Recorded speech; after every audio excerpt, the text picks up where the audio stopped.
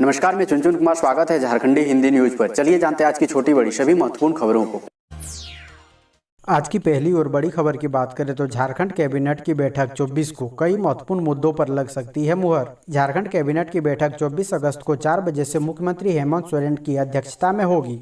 इस बैठक में कई महत्वपूर्ण प्रस्तावों पर मुहर लग सकती है। बैठक में पारा शिक्षकों के अस्थायीकरण, कोरोना महामारी की तीसरी लहर को लेकर उपाय आदि मुद्दों पर चर्चा होने की संभावना है। उल्लेखनीय है कि झारखंड विधानसभा का मानसून सत्र 3 सितंबर को शुरू हो रहा है। इससे पूर्व कैबिनेट की यह आखिरी बैठक हो सकती है। मानसून सत्र के पूर्व सीएम हेमंत सोरेन कुछ महत्वपूर्ण निर्णय लेकर विधानसभा सत्र के दौरान विपक्ष की आलोचना को कम कर सकती है।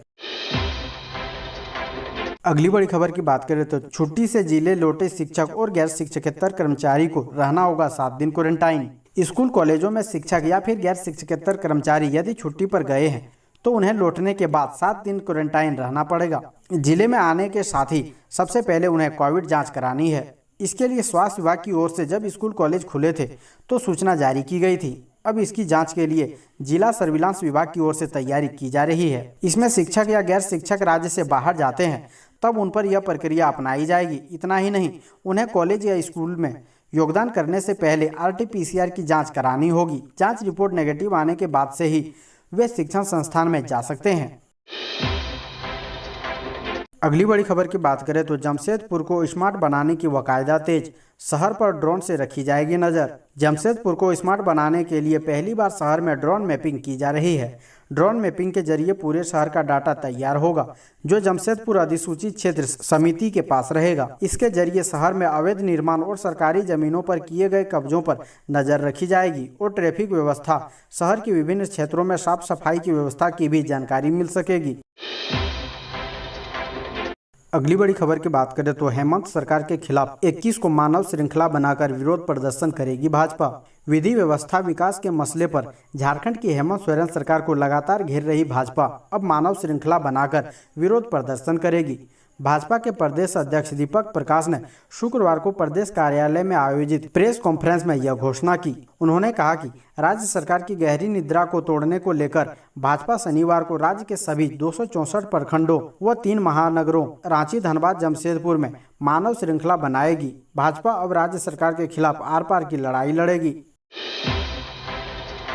अगली बड़ी खबर की बात करें तो झारखंड के सरकारी स्कूल में पढ़ रहे छात्रों को हर माह देनी होगी परीक्षा। शिक्षा परियोजना निदेशक ने दिया निर्देश। राज्य के सरकारी स्कूलों में पढ़ने वाले कक्षा 3 से 8 तक के बच्चों की मासिक जांच परीक्षा ली जाएगी। झारखंड शिक्षा परियोजना निदेशक ने इस संबंध में सभी क्षेत्रीय शिक्षा उपनिदेशक, जिला शिक्षा पदाधिकारी व जिला शिक्षा अधीक्षक को पत्र भेजा है। जिले को भेजे गए पत्र में कहा गया है कि भारत सरकार द्वारा इस वर्ष नवम्बर में राष्ट्रीय उपलब्धि सर्वे का आयोजन किया जाएगा। सर्वे के आधार पर स्कूली शिक्षा में बच्चों की रैंकिंग जारी की जाती है। ऐसे में परीक्षा की तैयारी के लिए प्रतिमाह बच्चों के मूल्यांकन का निर्णय लिया गया है। बच्चों के मूल्यांकन के लिए JCERT प्रश्न पत्र तैयार करेगा। वहीं स्कूलों को ऑनलाइन प्रश्न पत्र उपलब्ध कराया जाएगा।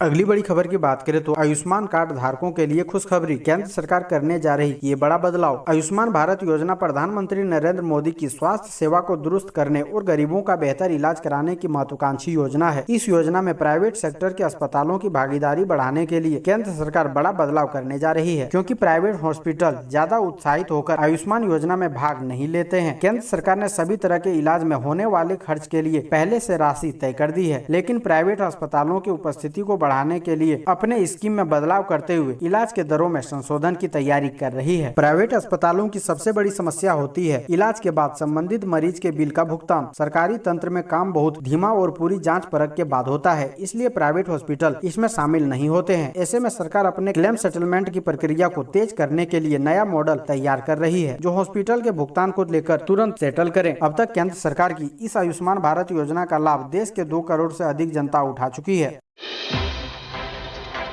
अगली बड़ी खबर की बात करें तो स्वास्थ्य मंत्री बन्ना गुप्ता पूर्वी सिंहभूम जिले को आज देंगे कई बड़े सौगात। अटल क्लिनिक, डायलिसिस सेंटर, श्रद्धांजलि पार्क होगा शामिल। पूर्वी सिंहभूम जिले को शनिवार को कई बड़े सौगात मिलने जा रही है। स्वास्थ्य मंत्री बन्ना गुप्ता इसका उद्घाटन करेंगे। जिला स्वास्थ्य विभाग इसकी तैयारी में जुटा हुआ है। जिले वासियों के लिए यह बड़ी उपलब्धि होगी। सबसे पहले सुबह 10:30 बजे धतकी डी में अटल क्लिनिक का उद्घाटन करेंगे। इसके बाद 11 बजे साक्षी जेल चौक स्थित जिला कुष्ठ निवारण विभाग के कार्यालय में कोल्हान स्तरीय वैक्सीन सेंटर का उद्घाटन करेंगे। इसके बाद दोपहर 12 बजे परसूडी स्थित सदर अस्पताल में उद्घाटन समारोह का आयोजन किया गया है। अगली बड़ी खबर की बात करें तो झारखंड के सरकारी खजाने में अधिकारियों ने की सेंधमारी, जानिए पूरा मामला। झारखंड में मनरेगा योजना के नाम पर सरकारी राशि निकाल ली गई है। इस गड़बड़ झाला का खुलासा तब हुआ जब ग्रामीण विकास विभाग के द्वारा सोशल ऑडिट हुआ। इस ऑडिट में पता चला कि योजना को धरातल पर उतारे बिना ही राशि की निकासी कर ली गई है।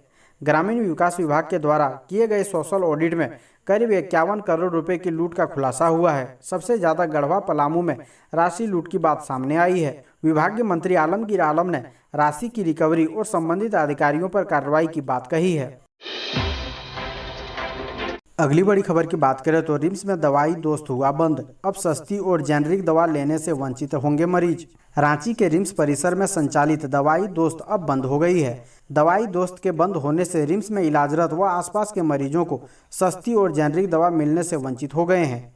रिम्स प्रबंधन ने 20 अगस्त 2021 तक रिम्स परिसर से दवा दुकान को हटा लेने का निर्देश दिया था। इसी के आलोक में दवाई दोस्त संचालक ने दुकान बंद करने का फैसला लिया।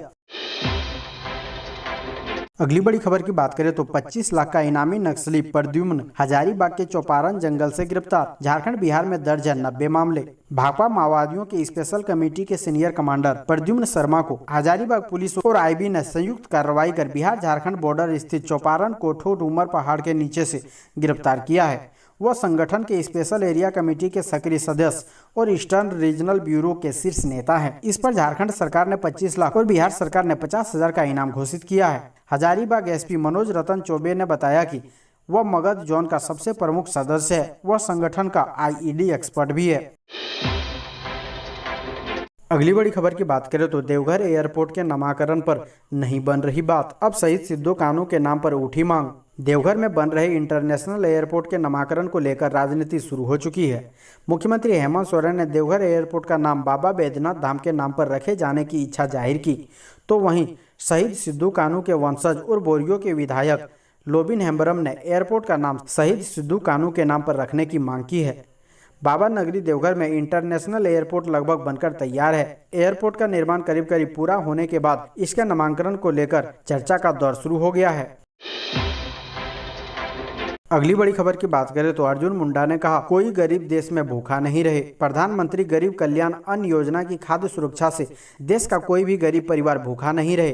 प्रधानमंत्री का एक ही लक्ष्य है कि देश के नागरिक सुरक्षित रहेंगे तो हमारा कल का भविष्य बेहतर होगा। उक्त बातें केंद्रीय मंत्री एवं स्थानीय सांसद अर्जुन मुंडा ने बुड्डू में कही। वे गुरुवार को बुड्डू ग्रामीण क्षेत्र के ताऊ और नगर पंचायत के काली मंदिर चौक में दिलीप सिंह और राकेश जसवाल के पीडीएस दुकान में बुड्डू प्रखंड कार्यालय द्वारा आयोजित प्रति व्यक्ति 5 किलो मुफ्त अनाज वितरण समारोह में लोगों को संबोधित कर रहे थे। अगली बड़ी खबर की बात करें तो अन्नपूर्णा देवी ने कहा, झारखंड की हेमंत सोरेन सरकार सभी मोर्चे पर विफल।